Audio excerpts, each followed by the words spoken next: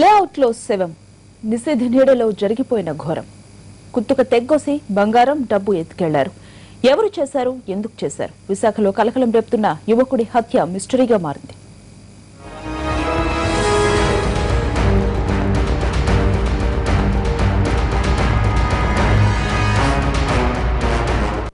అందరి నోళ్లు తీపి చేయాలనుకున్నాడు.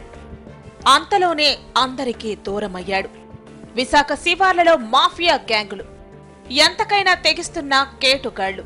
విశాఖ శివార్లలో ఖాళీ స్థలాలు అసాంఘిక కార్యకలాపాలకు అడ్డాగా మారుతున్నాయి. లేఅవుట్లలో రాత్రులు జరుగుతున్న ఘోరాలు అన్నీ ఇన్ని కావు. తాజాగా ఓ యువకుడి శవం వెలుగు చూసింది. ఆనందపురం మండలం వెల్లంకి గ్రామం దగ్గర ఓ ప్రైవేట్ లేఅవుట్లో 25 ఏళ్ల కుర్రాన్ని పీక కోసి హత్య చేశారు దుండగులు. తగరపు వలస సెంటర్లో స్వీట్ షాప్ నిర్వహిస్తున్న టింగి రామ్ సింగ్ సాయంత్రం ఇంటి నుంచి బయటకు బయలుదేరి తిరిగి రాని లోకాలకు వెళ్లిపోయాడు.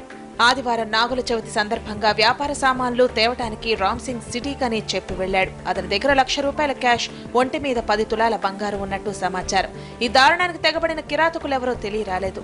ఎవరైనా డబ్బు కోసం హత్య చేసి ఉంటారా, లేక పాత కక్షలేవైనా కారణమా అనే కోణంలో దర్యాప్తు చేస్తున్నారు పోలీసులు. రామ్ సింగ్ అనే అతను తగరపు వలస చెందిన అతను. ఇతను బేకరీలో వన్ ఆఫ్ ద పార్ట్నర్స్. వీళ్ళంతా రాజస్థాన్ నుంచి వచ్చేసి ఇక్కడ స్థిరపడిపోయారు.